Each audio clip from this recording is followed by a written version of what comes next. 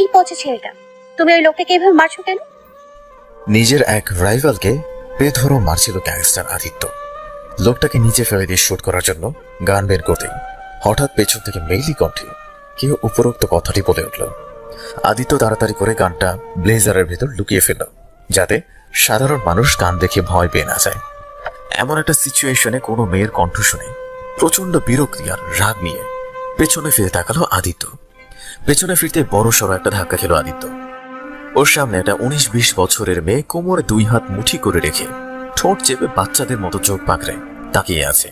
পরনে একটা pink frock, মাথার চুল 2 দিকে উঁচু করে ঝুঁটি বাঁধা, কপালের উপর ছোট করে কাটা কিছু চুল পড়ে আছে। আদিত্যকে তাকিয়ে থাকতে দেখে মেয়েটি আবার শিশুসুলভ ভাবে বলে উঠল, কি হলো, কথা বলছো না কেন? তুমি ওই ভুড়িওয়ালা লোকটাকে এভাবে মারছিলে কেন? তুমি জানো না মারামারি করা পচা কাজ? আমার বাবা বলেছে। মেয়েটির কথায় আদিত্যের ঘোর কাটল। আদিত্য হঠাৎ আবিষ্কার করলো ও একটা মেয়ের দিকে এতক্ষণ তাকিয়েছিল।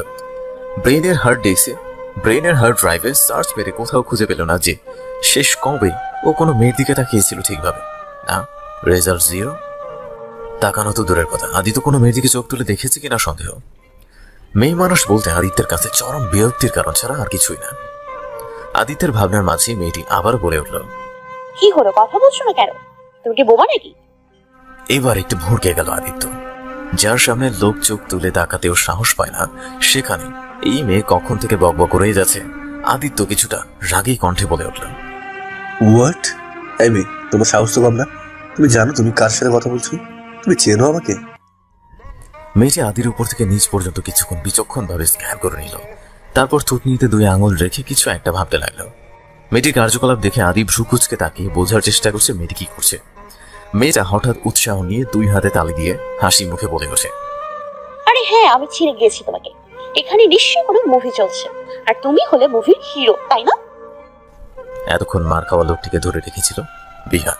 মেয়েটির কথা শুনে হঠাৎ ফিক করে হেসে দিল, তবে আদির চোখ গরম করে তাকানো দেখে হাসি বন্ধ হয়ে গেল সাথে সাথে।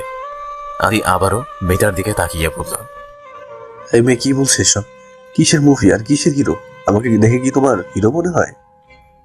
মেয়েটা হাসি মুখে বলল, অবশ্যই, তোমাকে দেখতেও একদম ওই টিভির হিরোদের মতো লাগে, আর ওই হিরোদের মতো মারামারিও করো। দেখেছো আমি কত ইন্টেলিজেন্ট? ঠিক ধরে ফেলেছি। আচ্ছা, আমি তোমাকে পচা বলেছি তার জন্য সরি। হ্যাঁ, হিরোরা তো ভিলেনকে মারবেই, তা না হলে কি আর মজা হবে নাকি? তুমি যাও ওই ভুড়িওয়ালাকে আরো মারো, আমি দেখবো আর তালি বাজাবো। হ্যাঁ, অনেক মজা হবে। এত বড় মেয়ের এমন বাচ্চাদের মতো আচার আচরণ দেখে আদি বুঝে গেল যে মেয়েটার মাথার তার ছিঁড়া। গায়ে পায়ে বড় মেয়েটি মস্তিষ্ক থেকে এখনো বাচ্চাই আছে। আদি মাথা ঘুরিয়ে ওর লোকদের ইশারা করতে তারা মার খাওয়ার লোকটিকে ধরে নিয়ে ওখান থেকে চলে গেল। আদির থেকে কিছুটা দূরত্বে দাঁড়িয়েছিল বিহান। মেয়েটাকে এইভাবে আদির সাথে কথা বলতে দেখে বিহান একটু ভয় পাচ্ছে। আদির যে রাগ, তার উপর এমন একটা সিচুয়েশনে মেয়েটা চলে এসেছে যেখানে আদি আগে থেকেই রেগে আছে, না জানি মেয়েটার কি অবস্থা করবে। কিন্তু বিহানকে অবাক করে দিয়ে আদি মেয়েটাকে রেখে চলে যাওয়ার জন্য পা বাড়ায়। 2 কদম যে পেছন দিক থেকে ঘাড় ঘুরিয়ে দেখে মেয়েটি কেমন ঠোঁট উল্টে মুখ ছোট করে দাঁড়িয়ে আছে। আদি কেন যেন যেতে নিয়েও যেতে পারে না। আবারও মেয়েটির সামনে এসে জিজ্ঞেস করল, এই মেয়ে, তোমার নাম কি? এখানে এই নির্জন জায়গায় একা একা কি করছো? তুমি জানো এখানে তোমার সাথে কত কিছু হতে পারে? মেয়েটি আবার থুতনিতে 2 আঙুল রেখে কিছু ভাবতে লাগলো। আদি সেটা দেখে ভ্রু কুচকে বলল, কি হল, উত্তর দাও। মেয়েটি বলে উঠল, ভাবছি তুমি এতগুলো প্রশ্ন করলে কোনটার উত্তর আগে দিব? আদি একটু গলা খাকারে দিয়ে বলে উঠল, ঠিক আছে, আগে তোমার নাম বলো। কোন নামটা বলবো? আমার তো আবার অনেকগুলো নাম। বাবা আমাকে ডাকে মামুনি বলে, আম্মু ডাকে নরিমা বলে, নীলা ডাকে আপু বলে। তাহলে কোনটা বলবো? মেয়েটির কথা শুনে আদি ভেবা চাকা খেয়ে গেল। এ কার পাল্লায় পড়ল রে বাবা! অন্য সময় হলে তো মেয়েটাকে ফেলে চলে যেত এখান থেকে, যা খুশি হতো। মেয়েটা ওসবের ধার ধারতো না আদি। তবে আজ কেন যেন মেয়েটাকে ফেলে রেখে যেতে পারছে না। কেন পারছে না সে নিজেও জানে না। মাথায় শুধু একটা কথাই ঘুরছে, এমন একটা জনশূন্য জায়গায় একটা মেয়ের থাকাটা সেফ না। তার উপর মেয়েটাকে দেখেই বোঝা যাচ্ছে মেয়েটা মেন্টালি আনস্টেবল। আদি বলে ওঠে, বাইরের মানুষ তোমার কি নামে ডাকে? মেয়েটা আবারও কিছুক্ষণ চিন্তা করে বলে ওঠে, বাইরের মানুষ তো অনেকে অনেক কিছু বলে, তবে বেশিরভাগ লোক নূর বলে ডাকে। আদি বুঝতে পারলো মেয়েটার নাম তাহলে নূর। আদি আবার জিজ্ঞেস করলো, এখানে একা একা কি করছো তুমি? আর কারোর সাথে এসেছো? আমি তো আমার বেবিকে খুঁজতে এসেছি, আমার বেবিটা না হারিয়ে গিয়েছে। আদি এবার রীতিমতো তাজ্জব বনে গেল, সাথে বিহানও ফ্রিতে তবধা খেয়ে গেল। কি বলে এই মেয়ে? এই মেয়ের আবার বেবিও আছে, যে নিজে এখনো ডাইপার থেকে বের হয়নি, তার আবার বাচ্চাও আছে। আদি বিস্ময় নিয়ে জিজ্ঞেস করল। তোমার বেবিও আছে? নূর বলে উঠল, হ্যাঁ আছে তো, কিন্তু হঠাৎ কোথায় যেন হারিয়ে গেছে ও। ওকেও খুঁজছিলাম, ওকেই খুঁজছিলাম, তখনই এক মোচওয়ালা আঙ্কেল আমার কাছে এসে বললো সে নাকি আমার বেবিকে দেখেছে। আমাকে তার সাথে এদিকে নিয়ে আসলো, আমাকে এখানে এনে বললো আমি যেন এখানেই থাকি, সে একটু পরেই আসছে। নূরের কথায় আদি ব্যাপারটা কিছুটা আঁচ করতে পারছে। আদি সন্দিহান চোখে তাকিয়ে বলল, কোথায় তোমার আঙ্কেল? নূর কিছু বলার আগে আদির সামনে তাকিয়ে দেখলো নূরের পেছন দিক দিয়ে একটা লোক হেঁটে আসছে। আদির তাকানো দেখে নূরও পেছনে ফিরে তাকালো। লোকটাকে দেখে নূর হাসি মুখে সেদিকে এগিয়ে যেতে যেতে বলে উঠল, আরে এটাই তো সেই আঙ্কেল। এই আঙ্কেল, এখন বলো আমার বেবি কোথায়? লোকটা আর কি বলবে, আদিকে এখানে দেখে তার আত্মার পানি শুকিয়ে গেছে। আদিকে সে চেনে আর তার ক্ষমতা সম্পর্কেও জানা আছে। আদি লোকটার দিকে তীক্ষ্ণ দৃষ্টিতে তাকিয়ে আছে। লোকটা উত্তর দক্ষিণ না দেখে জানের ভয়ে ওখান থেকে গড়ি মরি করে পালালো। লোকটার পালানো দেখে নূর ভেবা জায়গায় খেয়ে গেল। পেছন থেকে কয়েকবার জোরে জোরে ডাকলো, কিন্তু তার আগেই লোকটা পগার পান। লোকটার পালানো দেখে আদি এবার 100% শিওর হয়ে গেল যে লোকটা নূরকে এখানে খারাপ মতলবে নিয়ে এসেছিল। আদি নূরের দিকে তাকিয়ে চোয়াল শক্ত করে দাঁতে দাঁত চেপে বলে ওঠে, এই মেয়ে, তোমার কি কমন সেন্স নেই? চেনা নেই, জানা নেই, একটা লোক তোমাকে নিয়ে এলো আর তুমি তার সাথে ধেই ধেই করে চলে এলে। আর তোমার বাসার লোকজনই বা কেমন? তোমার মতো এমন তার ছেড়ে মেয়েকে একা একা ছেড়ে দিল? নূর ঠোঁট উল্টে অভিমানী সুরে বলে ওঠে, এই হিরো আমাকে বকছো কেন? আমি কি ইচ্ছে করে এসছি নাকি? আমার বেবিটা হারিয়ে গেল, তাই তো ওকে খুঁজতে এসছি। আর বাসার লোকজন জানলে না কিছু বলবে। আমি তো লুকিয়ে লুকিয়ে এসছি। বাসার লোক কিচ্ছু জানে না, জানলে ওরা কখনোই আসতে দিত না। তাহলে আমি আমার বেবিকে কিভাবে খুঁজতাম? আদি চোখ বন্ধ করে নিজের রাগটাকে কন্ট্রোল করে নিয়ে বলে, আচ্ছা ঠিক আছে, তোমার বাসা কোথায় সেটা বল। নূর যথাযথভাবেই বাচ্চাদের মতো করে বলে আসো। বাসা তো বাসায় আছে, বাসা আবার কই যাবে? আদি দাঁত চিবিয়ে বলল, মানে তুমি কোথায় থাকো? আমি আমার বাসায় থাকি। বিহান অনেক কষ্টে নিজের হাসি চেপে রেখেছে। আদিকে এমন উইয়ার সিচুয়েশনে দেখে বিহানের ভীষণ মজা লাগছে। দ্য গ্রেট আদি আজ একটা বাচ্চা মেয়ের কাছে ধরাশায়ী হয়ে পড়েছে। তবে একটা বিষয় দেখে ভীষণ অবাকও হচ্ছে যে আদি কোনো মেয়েকে নিজের আশেপাশে সহ্যই করতে পারে না, সে কিনা এই অপরিচিত মেয়েটার সাথে এতক্ষণ কথা বলছে, আবার তার সেফটির কথাও ভাবছে। সত্যি অবিশ্বাস্য। আবির এখানে থাকলে নিশ্চয়ই বলতাম, এটা তো ইতিহাস হয়ে গেল। বিহান গাড়ি চালাচ্ছে আর বিস্ময় নিয়ে বারবার আয়নার পেছনের সিটের দিকে তাকাচ্ছে। ওর এখনো বিশ্বাস হচ্ছে না আদি সত্যি সত্যি ওই মেয়েটাকে নিজের সাথে নিয়ে এসেছে। এতটাও আশা করেনি বিহান। মেয়েরা আদির জন্য পাগল, তবে ওর রাগের কারণে কেউ ওর ধারে কাছেও এসে সাহস পায় না। যদিও আসে তাদের আদি চরমভাবে অপমান করে দেয়। আর আজ কিনা এই মেয়েটাকে সোজা গাড়িতে নিজের পাশে বসিয়ে দিল। বিহানের মনে হচ্ছে ও দিবা স্বপ্ন দেখছে। আদি না চাইতেও আর চোখে বারবার বসে থাকা চঞ্চল মেয়েটাকে দেখছে। মেয়েটা জানালার কাঁচ নামিয়ে মুখটা বের করে দিয়ে মুখে বারাস লাগাচ্ছে আর একা একাই হেসে যাচ্ছে। ওর হাসির রিনিঝিনি শব্দ আদির ভেতরটাকে নাড়িয়ে দিচ্ছে। আদি এবার সরাসরি নূরের দিকে তাকালো। ফর্সা নিষ্পাপ মুখটাতে যেন রাজ্যের মায়া ভর করেছে। আদি এক ঝটকায় নিজের মাথাটা অন্যদিকে ঘুরিয়ে নিল। ওর কেন যেন মনে হচ্ছে ওই মুখটার দিকে বেশিক্ষণ তাকালে ওর কোনো সর্বনাশ হয়ে যাবে। তখন অনেক জিজ্ঞেস করার পরেও মেয়েটার কাছ থেকে ওর বাসার লোকজনের কোনো ইনফরমেশন নিতে পারেনি। আর ওই অবস্থায় ওখানে মেয়েটাকে একা রেখেও আসতে পারছিল না। তাই অগত্যা নূরকে নিজের সাথে নিয়ে আসে আদি। গাড়িতে উঠে অনেকভাবে নূরের বাসার সম্পর্কে জানার চেষ্টা করছে, কিন্তু মেয়েটা কিছুই বলতে পারে না। আদির ভাবনার মাঝে হঠাৎ মেয়েটা চিল্লিয়ে বলে উঠল, এই গাড়ি থামাও, গাড়ি থামাও। আদি চমকে উঠে বলল, কেন, কি হয়েছে? তোমার বাসা কি এখানে কোথাও? নূর শুধু চিল্লিয়ে আছে। অগত্যা বিহান গাড়ি সাইড করে থামলো। গাড়ি থামাতেই নূর তাড়াহুড়ো করে দরজা খুলতে নিলি। আদি বলে উঠল, আরে হয়েছেটা কি সেটা তো বলবে, এখানে নামছো কেন? আরে আমার বেবি, আমার বেবি। তোমার বেবি এখানে? নূর ততক্ষণে গাড়ির দরজা খুলে বেরিয়ে গেছে।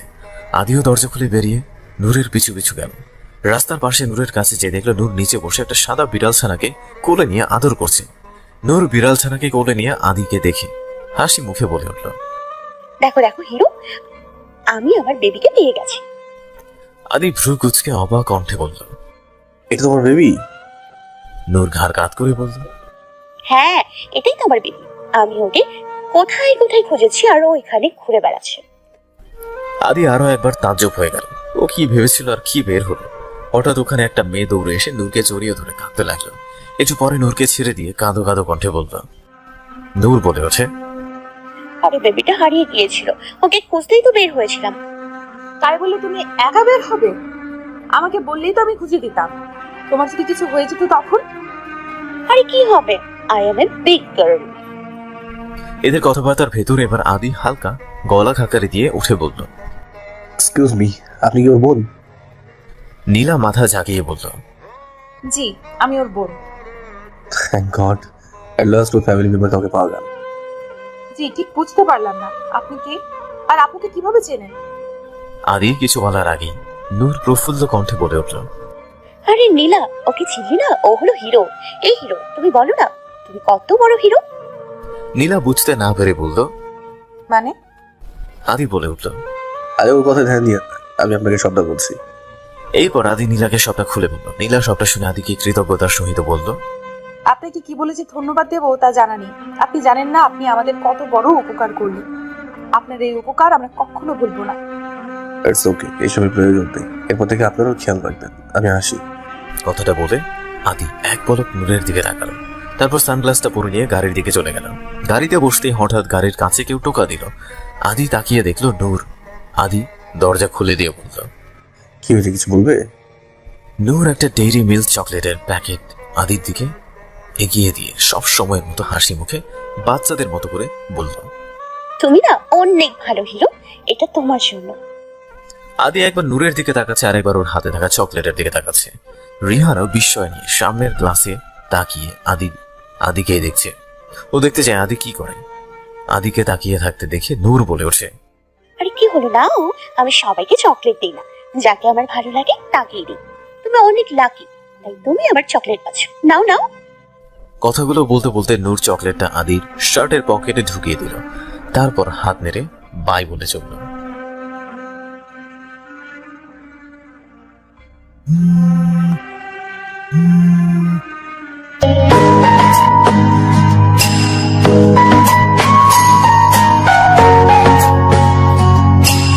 আদি গাড়ির সিটে হেলান দেয়া মাত্রই চোখটা বন্ধ করেছিল। হঠাৎ ওর ফোনটা বেজে উঠল। আদি তাকিয়ে দেখলো ওর চাচি ফোন করেছে। আদির ভালো করে জানা আছে ওর চাচি কেন ফোন দিচ্ছে, তাই ফোন রিসিভ করে কোনো রকমে ভনিতা ছাড়াই বলে উঠল। আপনার অ্যাকাউন্টে টাকা পৌঁছে গেছে চাচি, আপনি নিশ্চিন্ত থাকুন। ওকে, রাখছি। কথাটা বলে আদি ফোনটা কেটে দিয়ে একটা দীর্ঘশ্বাস ছাড়লো। সামনের মিররে তাকিয়ে দেখলো বিহান ওর দিকে কেমন রাগী চোখে তাকিয়ে আছে। বিহানের এই রাগের কারণ আদি ভালো করেই জানে, তাই দুষ্টুমি করে বলে ওঠে। কি রে, এইভাবে তাকিয়ে আছিস কেন? মেরে নিয়ে ফেলবি নাকি? অ্যাক্সিডেন্ট করে আমাকে ফেলার প্ল্যান করে থাকলে তাহলে বলবো একটা অ্যাবসলিউটলি ফ্লপ আইডিয়া একটা। কারণ এতে আমার থেকে তোরই উপরে যাওয়ার টিকিট আয় কাটবে। Very funny. মোর হাসি তো থামাইবারও পারতাছি না। কি রে, তো আটকাচ্ছিস কেন? হাস না, তো দাঁতগুলো দেখা তো। আদি মুই এককারি মস্কারি মুডে নাইকা। তুই গোচ্ছা হলেও আজ মুই না কইয়া থাকবার পারতাছি না। মুই ভাইবা পাই না যার সামনে হক গোলে ঝুইকা থাকে, হেই তুই ওই গোল্ড ডিগার মহিলার সামনে বারবার ঝুইকা যাস কেলা? তুই কি বুঝবার পারছিস না ওই মহিলা তো টেহা ছাড়া আর কিচ্ছু বুঝে না? বিহান সব সময় এইভাবেই কথা বলে। যদিও আদির সাহায্যে বিহান লেখাপড়া করেছে, তবু ও এই বাসা ছাড়তে পারে না। আদি আর কিছু বলে না। দেখ বিহান, আমি সবই বুঝি। তবুও সে যেমনই হোক না কেন, সে আমার চাচার স্ত্রী, আর সেই হিসেবে আমার চাচি। আর তুই তো জানিসই, বাবা মা মারা যাওয়ার পরে চাচাই আমাকে মানুষ করেছে। সে না থাকলে আমি হয়তো এখন এই পর্যন্ত পৌঁছাতেই পারতাম না। তার উপকারের প্রতিদান আমি আমার সারা জীবনেও চোখাতে পারবো না। আর আবির আর আয়া, তোরাও তো আমার ভাই বোন। হেইয়া হইলেও আরে বাদ দে না, আমার এত টাকা পয়সা দিয়ে আমি কি করবো? ওরা না একটু খরচই করছে, করুক না। বিহান আর কিছু বলল না। ও জানে আদিকে বলে লাভ নেই, ও এমনই। রাত 8:30।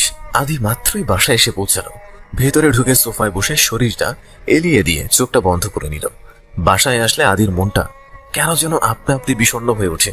ও যে এই দুনিয়ায় শুধুই একা। এই ফাঁকা অট্টালিকা ওকে সেটা হারে হারিয়ে বুঝিয়ে দেয়। সারাদিন বাইরে বাইরে থাকলেও রাতে যখন বাসায় ফিরে তখন এই একাকিত্ব থেকে ওকে করে করে খেতে যায়। এই একাকিত্ব যেন ওকে আঙুল দেখিয়ে তিরস্কার করে বলছে, দেখো আদি, এত অর্থ প্রাচুর্য থাকা সত্ত্বেও তুই কত অভাগা। নিজেকে তখন সবচেয়ে অসহায় ব্যক্তি মনে হয়, যারা নিজের একান্ত আপন বলতে কেউ নেই। আদির জীবন সবসময় এমন ছিল না। বাকি সবার মতো ওর জীবনও ছিল হাসি খুশি, বাবার স্নেহ আর মায়ের মমতায় ঘেরা সুখের জীবন ছিল ওর। আদির বাবা একটা সরকারি চাকরি করত। আদির পৃথিবী জুড়ে ছিল ওর বাবা মা, কিন্তু হঠাৎ এক কালবৈশাখী ঝড়ে ওর পৃথিবীটা তছনছ হয়ে গেল, কেড়ে নিয়ে গেল আদির সবকিছু। আদির যখন 10 বছর বয়স তখন এক অ্যাক্সিডেন্টে আদির বাবা মা একসাথে মারা যায়। সেদিন থেকেই শেষ হয়ে যায় আদির সুখের জীবন। আদি পুরো একা হয়ে যায়। আদিকে দেখার মতো কেউ থাকে না। আদির নানা নানি অনেক আগেই মারা গিয়েছিল, শুধু একটা মামা ছিল, কিন্তু সে আদির দায়িত্ব নিতে চায়নি। আদির দাদা দাদিও মারা গিয়েছিল। ওর বাবারা 2 ভাই 1 বোন ছিল। আদির ফুপির বিয়ে হয়ে গিয়েছিল, তাই আদিকে নিজের কাছে রাখার জন্য তার শ্বশুর বাড়ির লোক মানত না। শেষমেশ আদির চাচা ওর সব দায়িত্ব নেয়। আদিকে ওর চাচা নিজের ছেলের মতোই ভালোবাসত। আদিও তার চাচাকে অনেক শ্রদ্ধা করত, কখনো চাচার কথার অবাধ্য হতো না। তবে আদির চাচি আদিকে মোটেও পছন্দ করত না। তার মতে আদি শুধু একটা বাড়তি বোঝা ছাড়া আর কিছুই ছিল না। এর জন্য আদির চাচি ওর সাথে অনেক খারাপ ব্যবহার করত। তবে আদির চাচার সামনে সব সময় ভালো সেজে থাকতো। তবে আদি কখনো কোনো প্রতি উত্তর করতো না, চুপচাপ সবকিছু সহ্য করত। ওর মতে তার চাচা এখানে থাকতে দিয়েছে, খাইয়ে পরিয়ে লেখাপড়া করাছে, এটাই তো অনেক, সেখানে না হয় একটু সহ্য করলাম। আদি লেখাপড়ায় অনেক ভালো ছিল, তাই এসএসসি পাশ করার পর স্কলারশিপে লন্ডন চলে যায় স্টাডির জন্য। সেখান থেকে স্টাডি কমপ্লিট করে সে বাংলাদেশে নিজের বিজনেস সেট আপ করে। ধীরে ধীরে আদির বিজনেস বড় হতে থাকে এবং আদির সফলতা আসমান ছুঁতে থাকে। এখন বর্তমানে পৃথিবীর বিভিন্ন দেশে আদির ব্রাঞ্চ আছে। আদি এখন সফলতার শীর্ষে। বিজনেস ছাড়াও আদির একটা মাফিয়া গ্যাং আছে, যদিও সেখানে কোনো অনৈতিক বা অবৈধ কাজ হয় না, বরং যারা অন্যায় অবৈধ কাজ করে তাদের শাস্তি দেয়াই হলো এই গ্যাংয়ের মূল কাজ। আদি এখন নিজের বাড়ি কিনে এই বাড়িতে থাকে। এত কিছুর পরেও দিন শেষে আদি সেই নিঃস্ব, একা। মাঝে মাঝে আদিরও ইচ্ছে হয় কেউ একজন ওর একান্ত হয়ে থাকুক, যে ওর জন্য অপেক্ষায় থাকবে, ওর জন্য চিন্তা করবে, যে ওর সুখে হাসবে, ওর দুঃখে কাঁদবে। দিন শেষে ক্লান্ত শরীরে বাসায় ফিরে তার মুখের দর্শনে নিজের সব ক্লান্তি দূর হয়ে যাবে, মুখে ভেসে উঠবে খুশির রেখা। আদি জানে ও চাইলে হাজারো মেয়ে ওর জীবনে আসার জন্য লাইন ধরে যাবে, কিন্তু এরা সবাই শুধু ওর টাকা পয়সা আর ওর বাহ্যিক সৌন্দর্যের জন্য ওর জীবনে আসতে চায়। যেমন ওর চাচি। এই মহিলা আগে থেকে ওকে দেখতে পারতো না, আর এখন নিজে থেকে অধিকার ফলাতে আসে শুধুমাত্র ওর টাকার জন্য। আদি সবকিছুই বোঝে, কিন্তু বুঝেও না বোঝার ভান করে থাকে। থাক না, না আমার হলেও তো আপনজন কেই বা আছে আমার এই নিঃস্ব জীবনে, একমাত্র বিহান ছাড়া। বিহান সেই ছোট্টবেলা থেকে আদির সাথে থাকে। আদির যখন 12 বছর বয়স তখন বিহানকে পেয়েছিল আদিত্য। আদির যখন 12 বছর বয়স তখনই বিহানকে পেয়েছিল আদি। বিহানেরও এই দুনিয়ায় আপন বলতে কেউ নেই। রাস্তায় রাস্তায় পানি বিক্রি করত। একদিন আদি রাস্তা থেকে হেঁটে স্কুলে যাচ্ছিল, হঠাৎ ওর দিকে একটা গাড়ি ব্রেক ফেল করে ওর দিকে ছুটে আসতে থাকে। সেই মুহূর্তে বিহান আদিকে হাত ধরে টান দিয়ে বাঁচিয়েছিল। সেদিন থেকে আদি বিহানকে নিজের বন্ধু বানিয়ে নেয়। যতটা পারত বিহানকে সবকিছুতে সাহায্য করত। নিজের বিজনেস শুরু হওয়ার পর থেকে বিহানকে নিজের সাথেই রাখে আদি। তবে আদির বাড়িতে থাকে না, আদির বাকি স্টাফদের মতো স্টাফ কোয়ার্টারে থাকে। আদি অনেক বলেছে ওর সাথে ওর বাসায় থাকতে, কিন্তু বিহানের একটাই কথা, বন্ধু হলে ও আদির স্টাফ, তাই ও স্টাফ কোয়ার্টারে থাকবে। তাই আদিও আর কিছু বলবে না, ওর যেভাবে ভালো লাগে সেভাবেই থাকুক। আদি ভাবনার মাঝে এক সার্ভেন্ট এসে মাথা ঝুঁকিয়ে বলল, স্যার আপনার ডিনার রেডি। আদি চোখ খুলে সোজা হয়ে বসে বলল, ওকে, ইউ ক্যান গো নাও। সার্ভেন্টটা আস্তে করে মাথা ঝাঁকিয়ে চলে গেল। আদি একটা দীর্ঘশ্বাস ছেড়ে নিজের বেডরুমে এগোল। বেডরুমে এসে ড্রেসিং টেবিলের সামনে দাঁড়িয়ে হাতের ঘড়ি খুলে গায়ের ব্লেজারটা খুলল। শার্টের বোতাম খুলে শার্টটা খুলতে নিচে কিছু একটা পড়ার শব্দ হলো। আদি ভ্রু কুচকে নিচে তাকিয়ে দেখলো চকলেটের প্যাকেট। নিচু হয়ে চকলেটটা হাতে নিল আদি। চকলেটটা দেখে হঠাৎ নূরের কথা মনে পড়ে গেল। মেয়েটির নিষ্পাপ চেহারা, তার হাসি, তার বাচ্চামো আচরণগুলো মনে পড়তেই আদির ঠোঁট দুটো আপনা আপনি প্রসারিত হয়ে গেল। মেয়েটা সত্যি নিষ্পাপ। দুনিয়াদারির কোনো ভাবাবেগ নেই ওর ভেতর, নেই কোনো লোভ লালসা চাওয়া পাওয়া, একদম নূরের আলোর মতোই নিষ্পাপ নূর। আমাকে বলে কিনা হিরো, কথাটা ভেবে আদির ঠোঁটের হাসি আরো একটু প্রসারিত হয়ে গেল। আদি চকলেটটা ড্রেসিং টেবিলের উপর রাখতে গেলে আয়নায় চোখে পড়ে যায়। আয়নায় চোখ পড়ে যায়। আয়নার দিকে ভালো করে তাকাতেই কিছুক্ষণের জন্য থমকে যায় আদি। নিজের ঠোঁট ঝুলে থাকা হাসিটা দেখে নিজেই অবাক হয়ে যায়। ও হাসছে, সত্যি হাসছে, তাও আবার একটা মেয়ের কথা ভেবে। Like seriously. রাত 12টা। আদি বেডে শুয়ে চোখ বন্ধ করে ঘুমানোর চেষ্টা করছে, কিন্তু কিছুতেই ঘুম আসছে না। আদির সবকিছু টাইম টু টাইম হয়, খাওয়া, কাজ, ঘুমানো সবকিছু টাইম মতো করে। কিন্তু আজ টাইম পার হয়ে গেছে, তবু ওর চোখে ঘুম নেই। চোখ বন্ধ করলেই বারবার শুধু নূরের হাসি মুখটা ভেসে উঠছে। কিছুতেই ঘুমাতে পারছে না, কেমন যেন অস্থির অস্থির লাগছে। আদি আর না পেরে উঠে বসে বিহানের নাম্বারে ফোন দিল।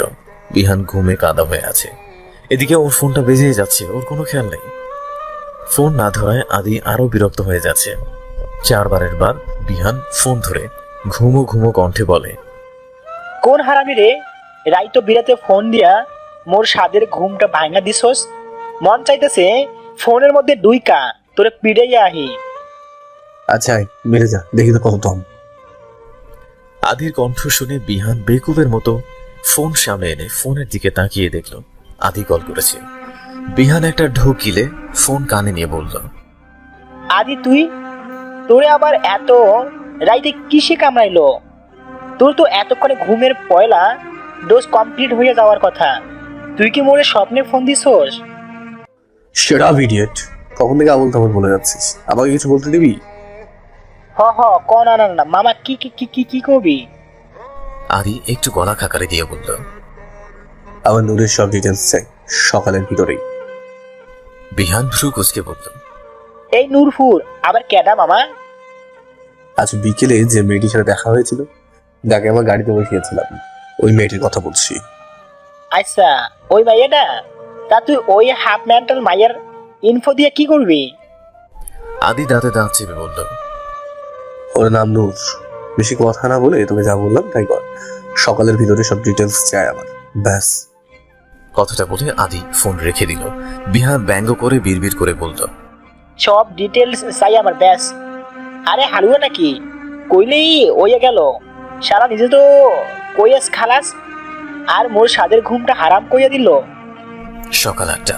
আদি ফ্রেশ হয়ে নিচে এসেছে ব্রেকফাস্ট করার জন্য। তখনই বিহান এসে সোফার টি টেবিলের উপর একটা ফাইল ঠাস করে রেখে সোফায় গা এলিয়ে দিয়ে বলল, এই ল, এটুকু চমকে খালি ঠিকানাই জোগাইবার পাইছি।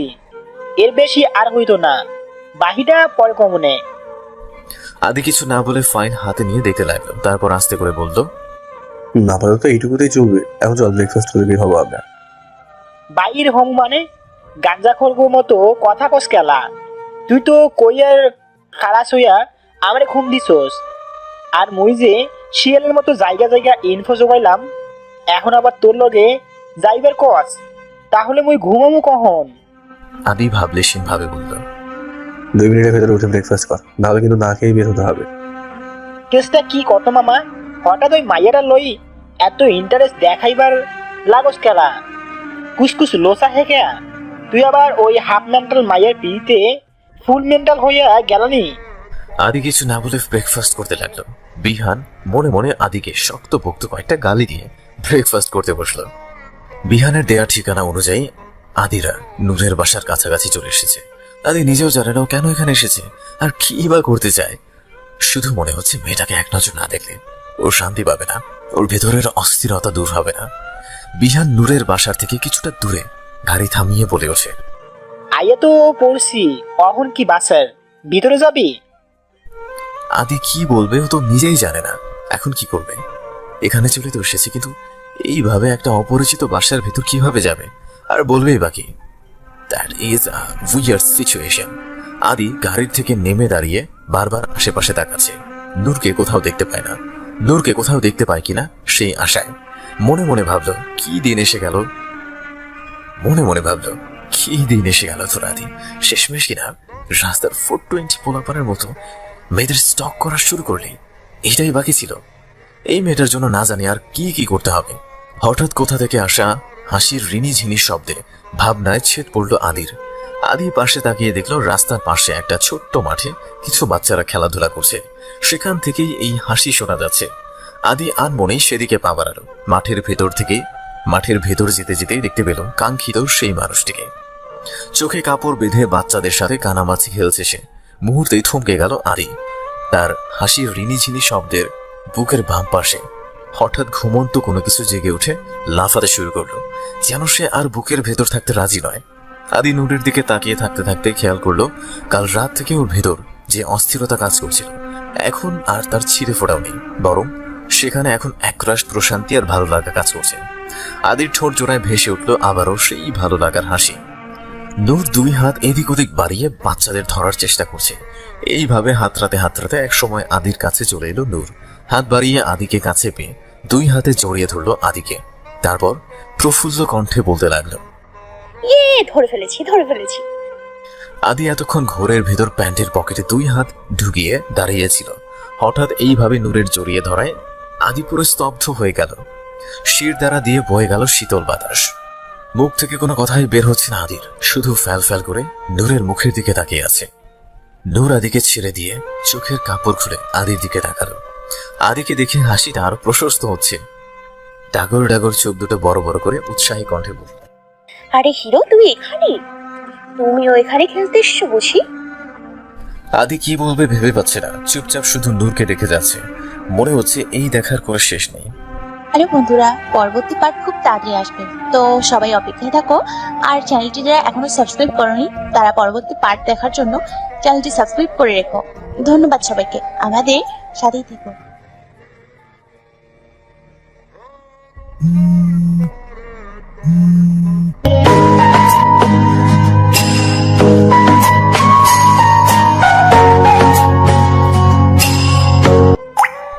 এতক্ষণ অন্য সব বাচ্চারাও ওদের কাছে এসে দাঁড়িয়েছে। তাদের ভেতর একটা বাচ্চা নূরের দিকে তাকিয়ে বলে উঠল, খেলবে মানে বললেই হলো নাকি? তুমি জানো না আমার বন্ধু ছাড়া অন্য যেন তেন কাউকে খেলতে নেই না, এটা আমাদের গ্রুপের রুল। বাচ্চাটার কথায় আদি ভ্রু কুচকে বাচ্চাগুলোর দিকে তাকালো। এইটুকু পুচকে বাচ্চারা এমন অ্যাটিটিউড দেখে অবাক না হয়ে পারল না। নূর বাচ্চাটার দিকে তাকিয়ে বলল, আরে মিন্টু, তুই জানিস না উনি না অনেক বড় হিরো। নেই না ওনাকে খেলতে, অনেক মজা হবে। বাচ্চাটা ভাব নিয়ে বলল, তো হিরো হয়েছে তো কি হয়েছে, রুলস আর রুলস। আরেকটা বাচ্চা বলে উঠল। আদি এদের কথাবার্তা শুনে মনে মনে একটু হাসলো। তারপর বাচ্চাদের দিকে একটু ঝুঁকে বলল। নূরও আদির কথায় সায় দিয়ে বলল, হ্যাঁ, হিরো ঠিক বলেছে, আমরা হিরোকে বন্ধু বানিয়ে নিই, তাহলে কোনো সমস্যা হবে না। মিন্টু অ্যাটিটিউড নিয়ে বলল, আমাদের বন্ধু হওয়া এত সহজ না, আমাদের বন্ধু হতে হলে অনেক কাঠখড় পোড়াতে হয়, সবার দ্বারা সম্ভব না। নূর আদির দিকে তাকিয়ে ঠোঁট উল্টে অসহায় ভঙ্গিতে বলল, ওরা ঠিক বলেছে, জানো আমারও ওদের বন্ধু হওয়ার জন্য কত মেহনত করতে হয়েছে। পুরো 20 টাকার ললিপপ খাইয়েছি, তারপর ওরা আমাকে বন্ধু বানিয়েছে। ভাবা যায় বলো? তোমার কাছে কি এত টাকা আছে? আদি বেচারা হাসবে নাকি কাঁদবে বুঝতে পারছে না। বাংলাদেশের শীর্ষ বিজনেসম্যানকে বলছে তার কাছে 20 টাকা আছে নাকি। সত্যি লোকজন শুনলে হার্ট অ্যাটাক করে মরেই যাবে। এদের কথাবার্তায় চরম বিনোদন পাচ্ছে আদি। আদি বলে উঠল, আর এই অধমটাকে একটা সুযোগ তো দিয়ে দেয়, তোমরা যা চাও তাই খাওয়াবো। নূর আদির সুপারিশ করে বলল, হ্যাঁ, হিরো ঠিকই বলেছে। আর হ্যাঁ, তোরা জানিস হিরোর না এত বড় গাড়ি আছে, তোরা চাইলে হিরো আমাদের ওই গাড়িতেও ঘোরাবে, তাই না হিরো? আদির দিকে তাকিয়ে কথাটা বলল নূর। আদি আলতো করে মাথা ঝাঁকিয়ে সায় জানালো। গাড়িতে ঘুরবার অফার শুনে বাচ্চাদের মনে লাট্টু ফুটলো। তবুও উপরে এত অ্যাটিটিউড দেখিয়ে বলল, ঠিক আছে, এত করে যখন বলছো তখন একটা সুযোগ দেওয়া যায়, আমরা আবার অনেক দয়ালু। আদি বিনয়ী ভাবে বলল, জি আপনাদের মেহরবানি, ভালো চলুন। আদির বলতে দেরি, কিন্তু বাচ্চাদের দৌড়াতে দেরি নেই। সবাই হই হই করে গাড়ির দিকে দৌড়ালো, সাথে নূরও। আদি মুচকি হেসে ওদের পিছে গেল। দূরের উৎসাহ দেখে আদিরও অনেক ভালো লাগছে। বাচ্চাদের বাহানায় হলেও নূরের সাথে কিছুক্ষণ সময় কাটাতে পারবে, এটা ভেবে আদির ভালো লাগছে। বিহান গাড়ির সিটে হেলান দিয়ে ঘুমিয়ে আছে, রাতে ঘুমাতে পারেনি, তাই আদি যাওয়ার পর ও গাড়িতে ঘুমিয়ে পড়েছে।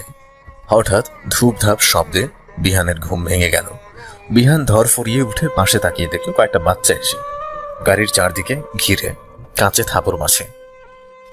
বিহান ভ্রুকুচকে ভাবল, এই সাইরান আর পয়সার পার্টি কইতো নাইলো। বিহান দরজা খুলে বেরিয়ে কিছু বলবে তার আগে সবগুলো হুড়মুড় করে গাড়ির ভেতর ঢুকে পড়লো। বিহান হকচকিয়ে বলতে লাগলো, আবে সারেনার পার্টি, তোরা সবগুলান গাড়িতে উঠে গেলি কেলা? বাইর হ কইতাছি। আরে বিহান, যেতে দেও না। পেছন থেকে আদির কথা শুনে বিহান পেছনে ফিরে প্রশ্নবোধক চাহনি দিয়ে বলল, যাইবার দিমু মানে কি করছেন? আর বাইসা পার্টি কারা? আদি বিহানের কাছে এসে বলল, ওরা আমার সাথে, তুই চিন্তা করিস না, ওরা নিয়ে একটু চক্কর দিয়ে চলে আসবো। বিহান যেন আকাশ থেকে পড়লো।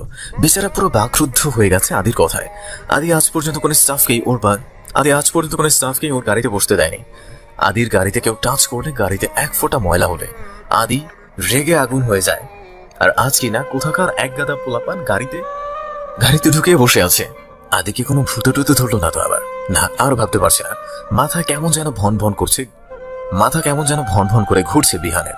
বিহানকে এইভাবে অটো হয়ে দাঁড়িয়ে থাকতে দেখে আদি বলে ওঠে, কি স্ট্যাচু হয়ে গেলি কেন?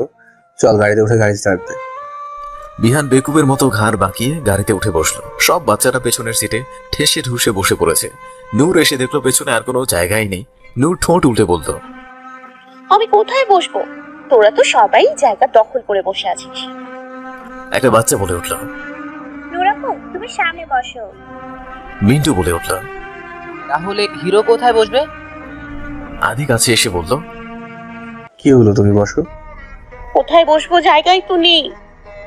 আদি ভেতরে তাকিয়ে দেখলো পেছনে কোনো জায়গা নেই। আদি একটু ভাবতে লাগলো।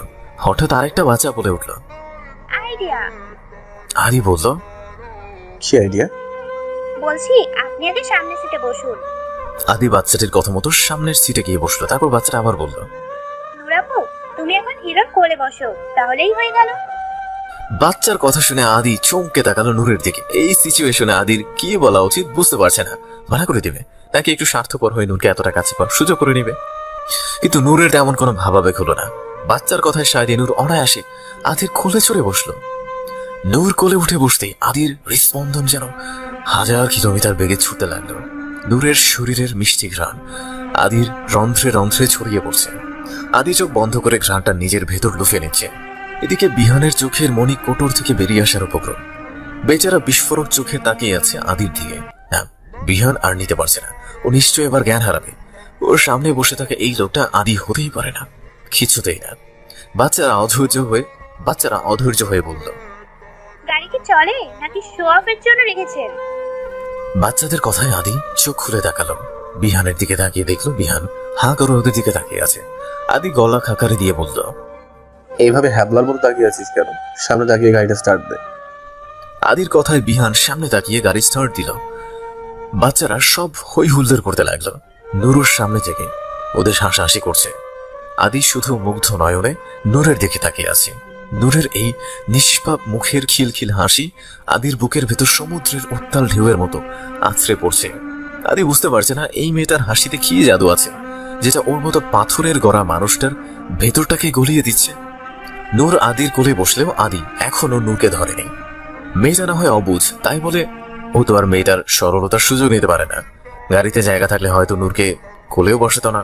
কিছুক্ষণ পর একটা রেস্টুরেন্টে দেখে আদি গাড়ি থামাতে বললো। তারপর নূর আর বাচ্চাদের নিয়ে রেস্টুরেন্টের ভেতর ঢুকলো। ভেতরে ঢুকে একটা টেবিলে বসে বাচ্চাদের বলল, তোমরা যে যা খেতে চাও অর্ডার করে দাও। বাচ্চাদের আর পায়কে ওরা ইচ্ছে মতো নিজেদের পছন্দের খাবার অর্ডার করতে লাগলো। নূর আদির পাশেই বসে আছে। আদি নূরের দিকে তাকিয়ে বলল, নূর, তোমার কি পছন্দ? কি খাবে তুমি বলো? নূর প্রফুল্ল কণ্ঠে বলল, আমার রসমালাই পছন্দ, আমি রসমালাই খাবো। আদি ওয়েটারকে রসমালাই আনতে বলে ওয়েটার জানালো তাদের এখানে রসমালাই নেই। আদি ওয়েটারের হাতে 2000 টাকার একটা নোট দিয়ে বলল, তোমার হাতে 10 মিনিট সময় আছে, যেখানে থেকে পারো রসমালাই নিয়ে আসো। আমার এখানে রসমালাই চাই, বুঝতে পেরেছো? ওয়েটার মাথা ঝাঁকিয়ে বলল, জি স্যার, এক্ষুনি আনছি। খাবার চলে এলে বাচ্চারা খাবারে হামলে পড়লো। কিছুক্ষণ পর ওয়েটার এসে নূরের রসমালাই দিয়ে গেল। নূরের চোখ দুটো খুশিতে চকচক করে উঠলো। সেটা দেখে আদি মুচকি হাসলো। নিজের জন্য একটা ব্ল্যাক কফি অর্ডার করলো আদি। কফি মুখে দিতেই হঠাৎ কান্নার শব্দ এলো। আদি পাশে তাকিয়ে দেখলো নূর ঠোঁট উল্টে বাচ্চাদের মতো নাক টেনে কাঁদছে। থুতনির নিচে আর জামার উপর রসমালাই লেগে আছে। আদি চমকে উঠে বলল, হ্যাঁ নূর, কি হয়েছে, কাঁদছো কেন, বলো আমাকে। নূর নাক টেনে টেনে বলল। আমি খেতে পারছি না। মিন্টু বলে উঠল, আরে হিরো, নূর আপু নিজের হাতে খেতে পারে না, ওকে সবসময় ওর মা খাইয়ে দেয়। দেখ কেমন সারা গায়ে মাখিয়ে নিয়েছে। আদি কতক্ষণ মায়া ভরা চোখে তাকিয়ে রইল নূরের দিকে। তারপর একটা টিস্যু নিয়ে নূরের থুতনিতে লেগে থাকা রসটুকু মুছে নিয়ে বলল, তুমি চাইলে আমি তোমাকে খাইয়ে দিতে পারি, আমি খাইয়ে দেবো তোমায়। নূর ঘাড় কাত করে শিশু সুলভ ভাবে বলল। আচ্ছা। আদি একটা চামচ করে রসমালাই নিয়ে নূরের মুখের কাছে ধরল। নূর হাসি মুখে খাওয়া শুরু করলো। আদি জীবনে এই প্রথম কাউকে খাইয়ে দিচ্ছে। আদি পুরোটা সময় নূরের দিকে এক মনে তাকিয়ে থেকে ওকে খাওয়াতে লাগলো। আদির চোখে মুখে এক অন্যরকম খুশি ছলকে উঠল। আদি জীবনে কত সফলতা দেখেছে, কিন্তু এইভাবে এমন খুশিও কখনো হয়নি। আজ এই মেয়েটার মাঝে যেন এক অদ্ভুত খুশি খুঁজে পাচ্ছে, যেটা এর আগে কখনো কোনো কিছুতে খুঁজে পায়নি আদি। খাওয়া দাওয়া শেষে আদি বলে ওঠে, তাহলে কি এখন আমাকে তোমাদের বন্ধু করা যায়? মিন্টু বলে ওঠে, আরে বন্ধু মানে? শুধু বন্ধু না, আজ থেকে আপনি আমাদের কলিজার বন্ধু, একদম হার্ট টু হার্ট ফ্রেন্ড। নূরও বলল, হ্যাঁ হ্যাঁ, আজ থেকে আমরা বন্ধু। আদি নূরের দিকে তাকিয়ে মুচকি হাসলো। একটু পর সবাইকে নিয়ে আবার আগের জায়গায় আসলো। ওরা আসার সময় নূর আদির কোলে আসলো। গাড়ি থামলে সবাই যার যার মতো নেমে মাঠের ভেতর চলে গেল। তখনই ওখানে নূরকে নেয়ার জন্য ওখানে নীলা এলো। আদিকে দেখে একটু অবাক হয়ে বলল, আরে ভাইয়া, আপনি এখানে? নূর ততক্ষণে বাচ্চাদের সাথে খেলতে শুরু করে দিয়েছে। আদি কিছুটা দূরে ছিল। হঠাৎ নীলার কথায় আদি অপ্রস্তুত হয়ে গেল। গলা খাকারি দিয়ে ইতস্তত ভাবে বলল, আসলে আমি এদিকে একটা কাজে এসেছিলাম, হঠাৎ নূরকে এখানে দেখতে পেলাম, তাই দেখা করতে চলে আসলাম আর কি। ও আচ্ছা, তো আমাদের বাসায় আসুন না, বাবা মা আপনার সাথে দেখা করে অনেক খুশি হবেন। সেদিন আপুকে বাঁচিয়েছিলেন, সেটা জেনে বাবা মা অনেক কৃতজ্ঞ হয়েছে। না না, আজ না, অন্য এক সময় যাবো, আমার একটু কাজ আছে। আচ্ছা ঠিক আছে, তবে আসবেন কিন্তু। আদি সৌজন্যমূলক হাসি দিল। নীলা চলে যেতে নিলে আদি কিছু একটা ভেবে নীলাকে ডাক দিয়ে বলল, আচ্ছা শোন না, নীলা ঘুরে তাকিয়ে বলল, জি বলুন। আসলে কিছু মনে না করলে একটা কথা জানাচ্ছি। জি ভাইয়া বলুন না। আসলে আমি জানতে চাইছিলাম নূর কি সবসময় থেকে এমন, I mean to say. It's okay ভাইয়া, আমি বুঝতে পারছি আপনি কি বলতে চাচ্ছেন। আসলে আপু সবসময় এমন ছিল না, বাকি সবার মতো আপু নর্মাল মেয়ে ছিল। পড়ালেখায় অনেক ভালো আর বুদ্ধিমতী ছিল, কিন্তু 5 মাস পূর্বে আপুর একটা রোড অ্যাক্সিডেন্ট হয়। তখন থেকে আপু এমন হয়ে যায়। অ্যাক্সিডেন্ট? হ্যাঁ অ্যাক্সিডেন্ট। আপুর সেদিন এইচএসসি রেজাল্ট বের হয়েছিল, জিপিএ 5 পেয়েছিল আপু। অনেক খুশি হয়েছিল সেদিনও, আর সেই খুশি সেলিব্রেট করার জন্য বন্ধুদের সাথে দেখা করতে যাচ্ছিল আপু। কিন্তু রাস্তায় আপু যে সিএনজিতে যাচ্ছিল সেটার অ্যাক্সিডেন্ট হয়ে যায়। মাথায় অনেক আঘাত পেয়েছিল আপু, যার কারণে আপুর মানসিক ভারসাম্য হারিয়ে যায়। আপু একটা 5 বছরের বাচ্চার মতো হয়ে যায়। আমরা আপুকে অনেক ডাক্তার দেখিয়েছি, কিন্তু এখন পর্যন্ত তেমন কোনো ইমপ্রুভ দেখা যায়নি। সবকিছু শুনে আদি বাকরুদ্ধ হয়ে যায়। ঘাড় ঘুরিয়ে একবার নূরের হাসি মুখটা দেখে। কি সুন্দর হেসে হেসে বাচ্চাদের সাথে খেলা করছে। কে বলবে এই মেয়েটার উপর দিয়ে এত ঝড় বয়ে গেছে। আদি নীলার দিকে তাকিয়ে বলল, আমি এখন আসি, তাহলে তুই নূরকে বলে দিও আমি চলে যাচ্ছি। নীলা মাথা ঝাঁকিয়ে নূরের কাছে গেল। আদি গাড়ির কাছে আসতেই পেছন থেকে নূর এসে বলল, আরে হিরো, তুমি চলে যাচ্ছ? আদি নূরের দিকে ফিরে মুচকি হেসে বলল, হ্যাঁ চলে যাচ্ছি। আবার আসবে তো? হ্যাঁ এখন তো মনে হচ্ছে আসতেই হবে। আদি প্যান্টের পকেট থেকে একটা ক্যাডবেরি চকলেট বের করে নূরের দিকে এগিয়ে দিয়ে বলল, এটা তোমার জন্য। চকলেট দেখে নূর খুশি হয়ে চকলেটটা হাতে নিয়ে বলল, হিরো, তুমি সত্যি অনেক ভালো। কথাটা বলে আচমকা নূর আদির গালে একটা চুমু দিয়ে দিল। চুমু খেয়ে হাত নেড়ে টাটা বলে ওখান থেকে চলে গেল। আর আদি ওখানেই জমে গেল। আচমকা নূরের এহেন কাজে আদি পুরো মূর্তি হয়ে গেল। নড়াচড়া ভুলে গেল। মনে হচ্ছে ও অন্য কোনো জগতে চলে গেছে। রাত 12টা। আদি মাথার নিচে হাত ভাঁজ করে রেখে চিত হয়ে শুয়ে আছে। চোখের নজর উপরের দিকে। চোখে ঘুমের লেশ মাত্র নেই। বারবার চোখের সামনে শুধু নূরের সাথে কাটানো ভালো মুহূর্তগুলোই ভাসছে। সবশেষে নূরের দেয়া সেই পরশটা, সেটা ভাবতে ভাবতে আদির হাতটা আপনা আপনি ওর গালে চলে গেল। ঠোঁট জোড়ায় ছেয়ে গেল সেই অদ্ভুত ভালো লাগার হাসিতে। আজকের দিনটা আদির কাছে অনেক স্পেশাল ছিল। কিছু ভালো লাগা আর খুশিতে ভরা, যে খুশিটা আদি সব সময় খুঁজেছে। আদির অবচেতন মন হঠাৎই উপলব্ধি করলো যে এই মেয়েটাকে তার চাই, খুব করে চাই। এই মেয়েটাই ওর হারানো খুশির ঠিকানা। নূরকে ছাড়া আর এক মুহূর্ত সে থাকতে চায় না। আদি মনে মনে কিছু একটা ভেবে রহস্যময় হাসি দিল। নূরের বাসার সামনে গাড়ি থামিয়ে বিহান আদির দিকে তাকিয়ে বলল, কিরে সকাল সকাল এইখানে আসলি কেলা? আদি গাড়ি থেকে নামতে নামতে বলল, নেমে আয় আগে, বাসার ভিতরে গেলে সব বুঝতে পারবি। বিহান আর কিছু না বলে গাড়ির লক করে আদির পিছু পিছু গেল। আদি নূরের বাসার দরজায় এসে কলিং বেল বাজালো। একটু পরে নীলা এসে দরজা খুলে দিল। আদিকে দেখে নীলা হাসি মুখে বলে উঠল, আরে ভাইয়া আপনি আসুন না, ভেতরে আসুন। আদি মুচকি হেসে ভেতরে ঢুকলো। নীলা আদিকে নিয়ে গিয়ে সোফায় বসতে বলল। আদি আর বিহান সোফায় বসলো। নীলা ওর বাবা মাকে দেখে আদির সাথে পরিচয় করিয়ে দিল। নূরের বাবা মা আদিকে দেখে অনেক খুশি হলেন। মেয়েকে বাঁচানোর জন্য তারা আদিকে কৃতজ্ঞতা প্রকাশ করলেন। একটু পরে নূর ওখানে দৌড়ে আসলো। আদিকে দেখে উৎসাহ নিয়ে বলল, আরে হিরো, তুমি আবার আমার সাথে খেলতে এসছো বুঝি? চলো চলো আমরা খেলতে যাই। কথাটা বলে নূর আদির হাত ধরে নিয়ে যেতে উদ্যত হলো। আদি নূরকে থামিয়ে দিয়ে বলল, তোমার সাথে অবশ্যই খেলবো, তবে একটু পরে। এখন তোমার বাবা মার সাথে আমি একটু কথা বলবো। তুমি ততক্ষণ নিজের রুমে গিয়ে খেলো, ঠিক আছে? নূর ঘাড় কাত করে বলল। আচ্ছা। কথাটা বলে নূর আবার নিজের রুমে চলে গেল। একটু পরে আদি গলা ঝেড়ে শফিক সাহেব এবং তার স্ত্রী নাজমা বেগমের উদ্দেশ্যে বলল, আপনাদের সাথে আমার কিছু জরুরি কথা ছিল। হ্যাঁ বলো, কি বলবে? আদি একটু নড়ে চড়ে বসলো, বলল, দেখুন, আমি ঘুরিয়ে ফিরিয়ে কথা বলতে পারি না, তাই সরাসরি বলছি। আমি জানি এইসব বিষয়ে মুরব্বীরাই কথা বলে থাকে, কিন্তু আমার তেমন কেউ নেই। এক চাচা আছেন, তবে উনি বর্তমানে তার ফ্যামিলির সাথে লন্ডনে ঘুরতে গেছেন, তাই আমার কথা আমি নিজেই বলছি। তারপর কিছুক্ষণ ভেবে আবার বলল, আসলে আমি চাই আপনার মেয়েকে বিয়ে করতে। আদির কথায় নূরের বাবা মা অবাক হয়ে একজন আরেকজনের মুখ চাওয়াচাবি করতে লাগলো। শফিক সাহেব নিজেকে একটু সামলে নিয়ে বলল, কিন্তু বাবা, নীলা তো এখন ছোট, 17 বছর বয়স, মাত্র কলেজে ভর্তি হয়েছে। এই বয়সে কিভাবে ওর বিয়ে দেবো? আদি থতমত খেয়ে বলল, আপনি বোধহয় ভুল বুঝছেন। আমি নীলার কথা বলিনি, আমি নূরকে বিয়ে করতে চাই। দ্য গ্রেট সাদমান শারিয়ার আদির মুখের এমন প্রস্তাবে সব মেয়ের বাবাই নিজেকে ধন্য মনে করে খুশিতে ডগডগ হয়ে উঠবে, কিন্তু শফিক সাহেবের চেহারায় অবাক আর আশ্চর্য ছাড়া কিছুই পাওয়া যাচ্ছে না। শফিক সাহেবের পরিবার চরম অবাক এমন প্রস্তাবে। অন্যদিকে আদির পাশে বসে থাকা বিহান মাত্রই পানির গ্লাস মুখে নিয়েছিল। হঠাৎ আদির এমন কথা শুনে তার গলায় পানি আটকে গিয়ে বিষম খেতে লাগে। শফিক সাহেবের সামনে সোফায় বসে থাকা আদির দিকে কিছুক্ষণ বিস্ময় নিয়ে তাকিয়ে থেকে বলে উঠল, তুমি কি আমার সাথে মজা করছো? আদি স্বাভাবিকভাবেই বলে উঠল, আমি কোনো স্ট্যান্ড আপ কমেডিয়ান আছে এখানে আপনার সাথে মজা করতে আসবো? আমি মোটে মজা করছি না, আমি সিরিয়াস। কিন্তু এটা কিভাবে সম্ভব? দেখো, তুমি আমার মেয়ের জীবন বাঁচিয়েছো, তার জন্য আমরা সবাই তোমার কাছে সারা জীবন ঋণী। তাই বলে বিয়ে, এটা কিভাবে সম্ভব? তুমি কি নূরের অবস্থাটা জানো না? আমি সবই জানি, নূর যেমনই হোক আমি সবটা জেনে ওকে বিয়ে করতে চাই। শফিক সাহেব এবার একটু নড়ে চড়ে বসলেন। আদি যে এই বিষয়ে সত্যি সিরিয়াস সেটা বুঝতে পারছি। তিনি গম্ভীর কণ্ঠে বললেন, কিন্তু কেন? দুনিয়াতে এত মেয়ে থাকতে আমার মেয়ে নূরই কেন? নূরের মতো অ্যাবনর্মাল মেয়েকে তুমি কেন বিয়ে করতে চাও? এতে তোমার কি লাভ?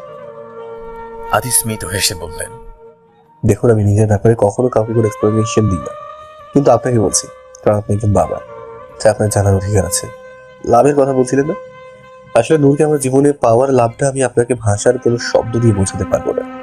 হ্যাঁ, আমি চাইলে 1000টা মেয়ে আমাকে বিয়ে করার এক পায়ে রাজি হয়ে থাকবে, তবে আমার জীবনে যে খুশিটা আমি খুঁজছিলাম সেটা আমি শুধু নূরের মাঝেই পেয়েছি, আর এই খুশিটা আমি হারাতে চাই কিছুতেই না। আদি সামনে টি টেবিলের উপর একটা ফাইল রেখে, আমার ব্যাপারে সব ডিটেলস এই ফাইলে আছে। তবুও আপনি চাইলে আমার অফিস, বাসা কিংবা যে কোনো জায়গায় আমার ব্যাপারে আপনারা নিজেদের মতো সব খোঁজ খবর নিতে পারেন। আশা করি এরপর আপনাদের আর কোনো ডাউট থাকবে না। দেখুন, আমি চাইলেই যে কোনো সময় নূরকে উঠিয়ে নিয়ে যেতে পারি, আর আপনারা হয়তো জানেন আমাকে আটকানোর ক্ষমতা কারণ আছে না, কিন্তু আমি সেটা চাচ্ছি না। আমি চাই আপনি স্বইচ্ছায় নূরকে আমার হাতে তুলে দিন। আমি আপনাকে কথা দিচ্ছি, নিজের সবটুকু দিয়ে নূরকে আগলে রাখবো, কখনো কোনো কষ্ট ছুঁতে পারবে না ওকে। এতক্ষণ ধরে আদির কথা শুনে শফিক সাহেব আর তার স্ত্রী মুখ চাওয়াচাওয়ি করেছেন। তাদের এখন কি বলা উচিত বুঝতে পারছেন না। শফিক সাহেব একটু গলা ঝেড়ে বললেন, সবটাই বুঝলাম, কিন্তু তুমি তো নূরের অবস্থার কথা জানোই, আর ও কোনোদিন ঠিক হবে কিনা তারও কোনো নিশ্চয়তা নেই। তুমি কি পারবে ওকে সামলাতে? সারা জীবন এমন ভাবে একটা মানসিক ভারসাম্য হারানো মেয়ের সাথে কাটাতে পারবে? দেখো, তুমি ভালো করে ভেবেচিন্তে দেখো, এটা সারা জীবনের ব্যাপার। তুমি নূরকে নিয়ে কোনো সাধারণ স্বামী স্ত্রীর মতো জীবনযাপন করতে পারবে না। এমনও হতে পারে তোমার এখন আবেগের বশে নূরকে ভালো লাগছে, কিন্তু সময়ের সাথে সাথে নূরের উপর তুমি বিরক্ত হয়ে উঠবে।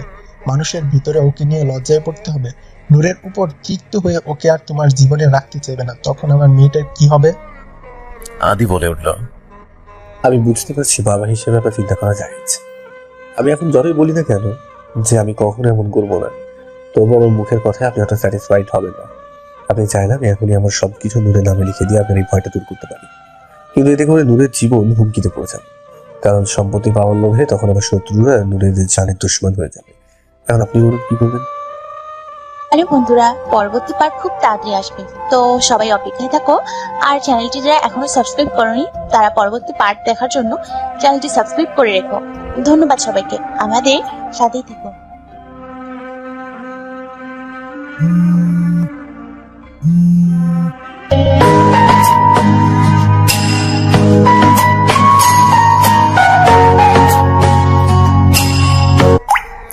আদির কথাগুলো শুনে নূরের মা নাজমা বেগম মনে মনে অনেক খুশি হলেন। আর তার বুঝতে বাকি রইল না যে এই ছেলেটা তার মেয়েকে অনেক ভালোবেসে ফেলেছে। নীলাও ভীষণ খুশি। শফিক সাহেব কিছুক্ষণ ভেবে বললেন, আমার ভাবার জন্য কিছু সময় দরকার, আমি ভেবেচিন্তে কাল তোমাকে আমার সিদ্ধান্ত জানাবো। আদি বলে উঠল। ঠিক আছে, আমি কাল আবার আসবো, এখন আসি তাহলে। শফিক সাহেব মাথা ঝাঁকিয়ে সায় জানালেন। আদির যাওয়ার আগে নূরকে একটু দেখার ইচ্ছে হচ্ছে, কিন্তু নূরের বাবার সামনে এই কথা বলতেও ইতস্তত বোধ করছে আদি। অগত্যা আদি চলে যাওয়ার জন্য উদ্যত হলো। দু কদম যে আবার পেছনে ফিরে শফিক সাহেবের দিকে বললেন, যাবার আগে একটা কথা বলতে চাই। আমি চাই আপনি স্বইচ্ছায় নূরকে আমার হাতে তুলে দিন, তবে আপনি না চাইলে যে আমি নূরকে বিয়ে করবো না এতটাও নীতিবান লোক না আমি। আরে উনি বুঝতে পেরেছেন। কথাটা বলে মনের চোখে সানগ্লাস পরে বেরিয়ে গেল। পেছন থেকে শফিক সাহেব হতভম্ব হয়ে গেল। ছেলেটা কি তাকে হুমকি দিয়ে গেল? আদি যাওয়ার পর নূরের মা নাজমা বেগম শফিক সাহেবের উদ্দেশ্যে বললেন, শোনো, আমার মনে হয় ছেলেটা সত্যিই আমাদের মেয়েটাকে ভালোবাসে। ছেলেটার চোখে সেটা দেখা যায়। আমি তো নূরের বিয়ে শাদীর আশা ছেড়েই দিয়েছিলাম। আমার এমন অসুস্থ মেয়েটাকে কেই বা তার ঘরের বউ করবে? কিন্তু দেখো, আল্লাহ আমাদের দিকে মুখ তুলে তাকিয়েছেন, আমার মেয়েটার জন্য এত সুন্দর ছেলে এনে দিয়েছেন। নীলাও তার মায়ের সাথে সায় দিয়ে বলল, হ্যাঁ মা, একদম ঠিক বলেছো। আপুর প্রতি ভাইয়ার টান আমি দেখেছি। আপুকে ভাইয়া অনেক ভালো রাখবেন। এদের কথা শুনে শফিক সাহেব একটা দীর্ঘশ্বাস ছেড়ে বললেন, আমারও তাই মনে হচ্ছে, তবুও আমি আর একটু ভাবতে চাই। এত তাড়াতাড়ি কোনো ফয়সালা নেওয়া ঠিক হবে না। ওদের কথাবার্তার মাঝে নূর ওখানে আসলো। আশেপাশে তাকিয়ে আদিকে না দেখে বলল, হিরো কোথায়? নীলা বলল। আপু ভাইয়া একটু আগেই চলে গেছে। নূর মুখ ফুলিয়ে অভিমানী সুরে বলল, চলে গেছে? কেন চলে গেল? হিরো তো আমার সাথে খেলবে বলেছিল, তাহলে আমাকে না বলে কেন চলে গেল? শফিক সাহেব নূরকে নিজের পাশে বসিয়ে মাথায় হাত বুলিয়ে নরম সুরে বলল, আদিত্য, মানে তোমার হিরোকে কি তোমার ভালো লাগে? নূর ঠোঁটে হাসি ফুটিয়ে আহ্লাদি কণ্ঠে বলল, হ্যাঁ, একটু ওগুলো ভালো লাগে। জানো জানো বাবা, হিরো আমার বন্ধু হয়ে গেছে, আমাকে চকলেটও দেয়, কিন্তু আজকে পচা হয়ে গেছে, আমার সাথে খেলা না করেই চলে গেল। তোমরা হিরোকে যেতে দিলে কেন? শফিক সাহেব মুচকি হেসে বললেন, হিরো যদি তোমার সাথে সব সময় থাকে তাহলে কেমন হবে? নূর উৎসাহী কণ্ঠে বলল, সত্যি? তাহলে তো অনেক মজা হবে, কিন্তু হিরো সবসময় কিভাবে থাকবে? হিরো তোমাকে তার সাথে নিয়ে যেতে চায়। তোমার পুতুল খেলায় যেমন বর বউ থাকে, তেমনি হিরো তোমার বর হবে আর তুমি বউ। হিরো তোমাকে বিয়ে করে তার বাড়িতে নিয়ে যাবে, তখন তুমি সবসময় হিরোর সাথে থাকবে। যাবে তুমি হিরোর সাথে? সত্যি আমি বউ হব আর হিরো বর? আমার আমরা বর বউ খেলবো, কত মজা হবে, কত মজা হবে। শফিক সাহেব স্মিত হাসলেন। মেয়েটা কি কখনো স্বাভাবিক হতে পারবে? ওর বিয়েটাও ও খেলা ভাবছে। গাড়িতে বসে বাইরে তাকিয়ে আছে আদি। মনে মনে একটু চিন্তা হচ্ছে, নূরের বাবা যদি বিয়েতে রাজি না হন, নূরকে যে তার চাই, নূর ছাড়া যে তার আর চলবে না। যদিও নূরের বাবা রাজি না হলেও আদি নূরকে তার জীবনে এনেই ছাড়বে, কিন্তু আগেই সে এটা করতে চাচ্ছে না। আদির তো বাবা মা নেই, তাই সে নূরকে তার বাবা মায়ের দোয়া থেকে বঞ্চিত করতে চায় না। আদি একটা দীর্ঘশ্বাস ছেড়ে পাশে তাকিয়ে দেখলো বিহান মুখ গুমরা করে গাড়ি চালাচ্ছে। আদি বাঁকা হেসে বলল, কিরে, আমার বিয়ের গলা শুনে তুই নতুন বইয়ের মতো মুখে লাড্ডু জমিয়ে বসে আছিস কেন?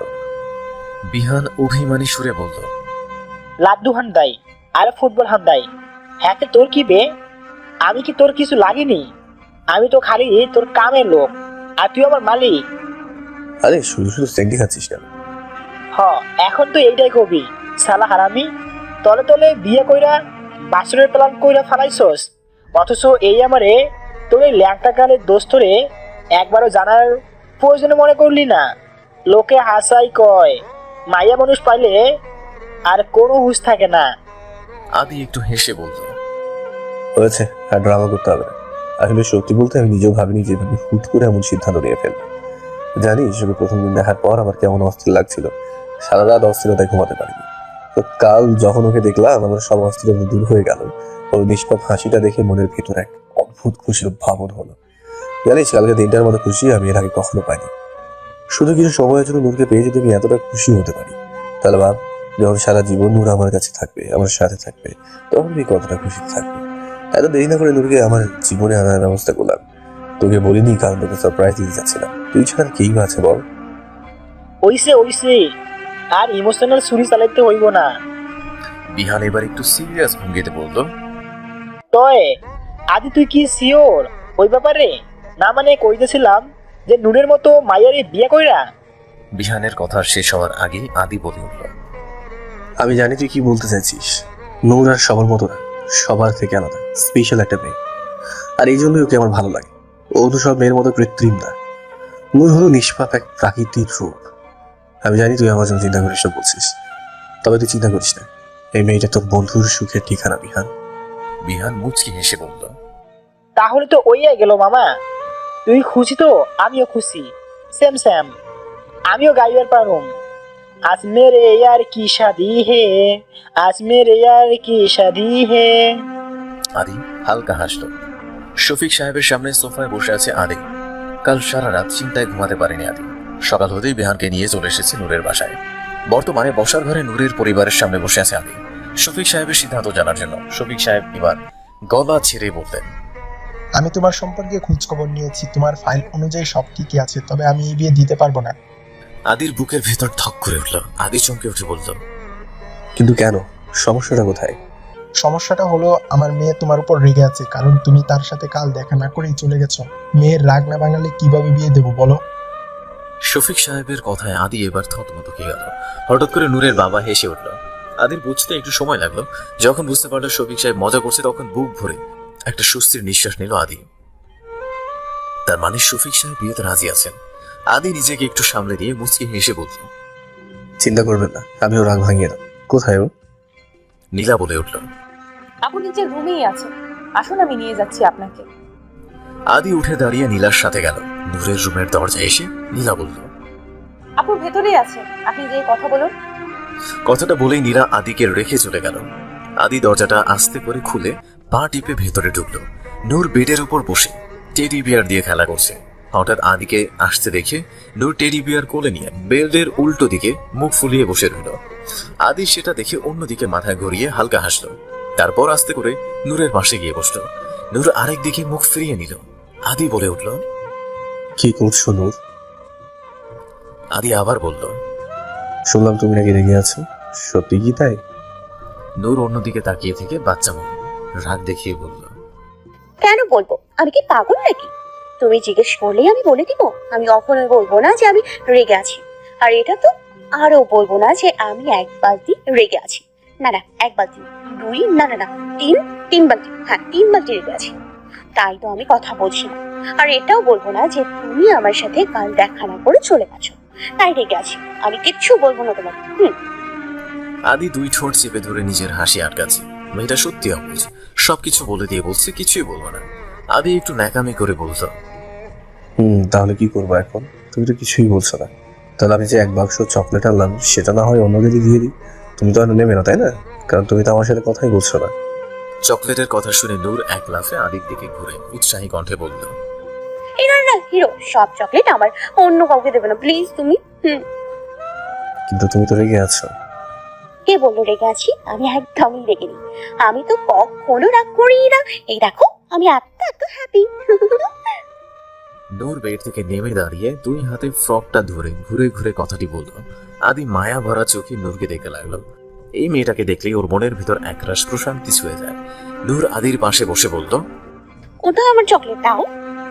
আদি নূরের গালে আলতো করে হাত রেখে বলল, দেব, তার আগে আমি কিছু বলবো, সেটা শুনবে? নূর বাধ্য মেয়ের মতো ঘাড় কাত করে বলল, হ্যাঁ শুনবো। আমি তোমাকে আজ আমার সাথে নিয়ে যাব। যাবে আমার সাথে? আমার রাজ্যে তোমাকে রানী বানিয়ে রাখবো। থাকবে আমার সাথে? সত্যি আমি রানী হব? হ্যাঁ, রানী, আমার রাজ্যের মহারানী, যেখানে তোমার হুকুমে সবাই চলবে। তুমি যা বলবে তাই হবে, যা চাইবে তাই পাবে। বলো, হবে তুমি আমার রানী? যত খুশি তত চকলেট পাবো তো? হ্যাঁ পাবে। আমি তোমার জন্য একটা চকলেটের ঘড়ি বানিয়ে আনবো, তাহলে হবে? ইয়ে, কি মজা। ঠিক আছে, আমি যাবো তোমার সাথে। আদি খুশি হয়ে বলল, ঠিক আছে, আমি তোমার জন্য লাল টুকটুকে একটা শাড়ি এনেছি। তুমি সেটা পরে মিষ্টি করে বউ সাজবে, কেমন? তারপর তুমি আমার বউ হয়ে আমার সাথে যাবে। নূর আবারও উঠে দাঁড়িয়ে হাতে তালি দিয়ে ঘুরে ঘুরে নেচে পড়ল। ওয়াও, আমি বউ সাজবো, বউ সাজবো। আদি মুগ্ধ নয়নে নূরের হাসি মুখটা দেখছে। দুপুরের খাবার শেষে সবাই বসার রুমে এসে বসলো। নূরের মা আর নীলা নূরকে বউ সাজাতে গেছে। আদির একটাই কথা, সে আজই বিয়ে করবে। শফিক সাহেব প্রথমে মানা করলেও আদির জেদের কাছে হেরে যায়। অগত্যা কাজী সাহেবকে ডেকে আনেন। দুইজন ময় মুরব্বীকে ডেকে এনে ঘরোয়া ভাবে বিয়ের আয়োজন করা হয়েছে। আদি আসার সময় নূরের জন্য সবকিছু কিনে এনেছিল, আর বিহানের চাপাচাপিতে আদি নিজেও একটা সাদা পাঞ্জাবি পরে নেয়। 20 মিনিট পরে নাজমা বেগম আর নীলা নূরকে নিয়ে আসে। নূরের দিকে তাকিয়ে আদির হার্টবিট যেন বন্ধ হয়ে যায়। আদি যতটা ভেবেছিল তার চেয়ে 1000 গুণ বেশি সুন্দর লাগছে নূরকে। শুধু সুন্দর বললেও কম হবে, কোনো ভাষা দিয়ে এই সৌন্দর্যের প্রশংসা করা দুর্বোধ্য। এই যে অলৌকিক সৌন্দর্য, যেন স্বপ্ন রাজ্যের কোনো রাজকুমারী। আদির নিজের চোখের উপরে ভয় লাগছে, ওর নিজের নজর না লেগে যায়। নূর ওর বাবার সামনে গিয়ে ঘুরে ঘুরে দেখিয়ে আলহারি কণ্ঠে বলে ওঠে, দেখো বাবা, আমি বউ সেজেছি, কেমন লাগছে আমাকে? শফিক সাহেব মেয়ের দিকে ছলছল চোখে তাকিয়ে রইল। তার মেয়েটা সত্যি আজ অন্যের বাড়ি চলে যাবে, ভাবতেই বুক ফেটে যাচ্ছে। শফিক সাহেব নূরের মাথার এক পাশে হাত রেখে বলল, আমার মামুনিটা তো দুনিয়ার সবচেয়ে সুন্দর মেয়ে, আজকে তোমাকে একদম পুতুলের মতো লাগছে। নূর খিলখিল করে হেসে উঠল। কিছুক্ষণ পর কাজী সাহেব বিয়ে পড়ানো শুরু করলেন।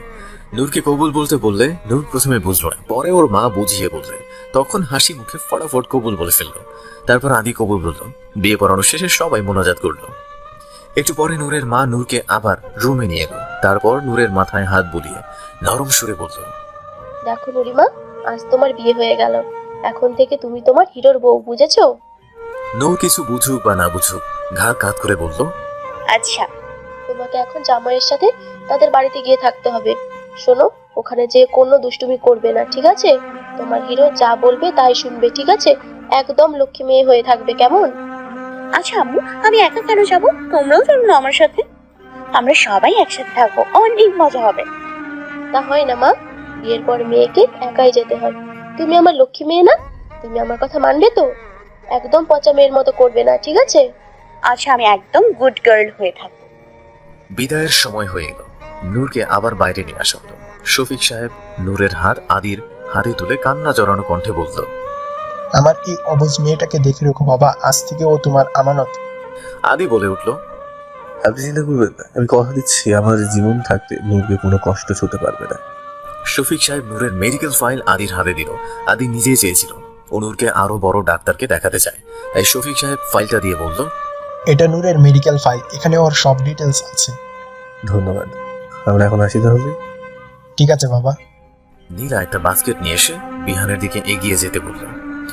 ভাইয়া, এটা আপুর বেবি, আপু ওকে ছাড়া থাকতে পারে না, তাই এটা নিয়ে যান। বিহান মাথা ঝাঁকিয়ে বাস্কেটটা হাতে নিল। আদি নূরের হাত ধরে বের হবার জন্য পা বাড়ল। নূরের পরিবারের কষ্টে বুকটা ফেটে গেল। নূরের কোনো ভাবান্তর নেই, সে দিব্যি হাসি খুশি ভাবে হেলে দুলে আদির সাথে যাচ্ছে। আদি নূরকে গাড়িতে বসিয়ে নিজেও পাশে বসলো, আর বিহান ড্রাইভিং সিটে বসে গাড়ি স্টার্ট দিল। গাড়ি চোখের আড়াল হতেই নূরের মা কান্নায় ভেঙে পড়ল। শফিক সাহেব আর নীলা মিলে ওর মাকে সামলাতে লাগলো। আদি তাকিয়ে আছে তার সদ্য বিয়ে করা মিষ্টি বউটার দিকে। বউটা তার গাড়ির জানালার কাঁচ নামিয়ে বাইরে মুখ বের করে বাতাস খাচ্ছে। তার নড়াচড়ার সাথে তার হাতের চুড়িগুলো রিনি ঝিনির শব্দে বেজে চলেছে। আদি নূরের হাতটা ধরে বলল, নূর, মাথা ভেঙে আর অ্যাক্সিডেন্ট হয়ে যাবে তো। আদির কথায় নূর মাথা ভিতরে আনলো। বিহান আদির বাসার সামনে এসে গাড়ি থামালো। বিয়ের কার্যক্রম শেষ হয়ে আসতে আসতে রাত হয়ে গেছে। নূরের বাসার সাভারে আর আদির বাসা ধানমন্ডি, তাই আসতে সময় লেগে গেছে। বিহান গাড়ি থেকে নেমে দাঁড়ালো। আদিও নেমে এসে নূরের পাশে গিয়ে দরজা খুলে 2 হাতে নূরকে কোলে তুলে দিল। নূর বলল, এই হিরো, তুমি আমাকে কোলে নিচ্ছ কেন? আমি কি ছোট বাবু নাকি? আদি নূরকে কোলে নিয়ে সামনে এগিয়ে যেতে যেতে মুচকি হেসে বলল, তুমি বাবু না, তুমি হলে রানী সাহেবা। আমি তোমাকে বলেছিলাম না এখানে থেকে তুমি আমার রাজ্যের মহারানী। আর রানী সাহেবে কি তার নিজের পায়ে হেঁটে রাজ্যের প্রাসাদে যায় বলো তো? তাকে তো এইভাবে করে করেই নিয়ে যেতে হয়, বুঝেছো? ও তাই বুঝি, তাহলে ঠিক আছে, আমাকে কোলে নিয়ে চলো। আমরাও কোলে চড়ে অনেক মজা, আমারও কোলে চড়ে অনেক মজা লাগছে। কথাটা বলে নূর দুই হাতে আদির গলা জড়িয়ে পা দোলাতে লাগলো। সামনে তাকিয়ে আদির সুবিশাল সাদা ডুপ্লেক্স বাড়িটা দেখে বিস্ময় নিয়ে বলল, এত সুন্দর প্রাসাদ, এটা তো টিভির ওই প্রাসাদগুলোর চেয়েও সুন্দর। আদি শুধু মুচকি হাসলো। নূরকে কোলে নিয়ে বাসার ভিতরে ঢুকলো। ভেতরে ঢুকে নূর আরো হাঁ হয়ে গেল। চোখ দুটো বড় সড়ো হয়ে বলল, এত বড় বাসা, এখানে তো ক্রিকেটও খেলা যাবে। মিন্টুদের বললে ওরা এখানে চলে আসবে ক্রিকেট খেলতে। আদি নূরকে সোফায় বসিয়ে দিয়ে বলল, এটা তোমার বাসা, তুমি যা চাও তাই করতে পারো। নরম সোফায় বসাতেই নূর খানিকটা ভেবে গেল। এত নরম সোফা পেয়ে নূর সোফায় উঠে দাঁড়িয়ে লাফাতে শুরু করলো। লাফাতে লাফাতে বলতে শুরু করলো, ওয়াও, কত নরম সোফা, ইয়ে লাফাতে কি মজা। আদি নূরের এক হাত ধরে বলল, আরে আরে কি করছো? পড়ে যাবো তো বাবা, নিচে বসো। বাসার সার্ভেন্টরা সবাই অবিশ্বাস্য চোখে তাকিয়ে আছে ওদের দিকে। এই পাগল মেয়েটা কে, এটাই ওরা বুঝতে পারছে না। আর আদি স্যারের এত কেয়ার করছে, আর আদি স্যারের এত কেয়ার কেন করছে? আদি নূরকে সোফায় বসিয়ে দিয়ে সার্ভেন্টদের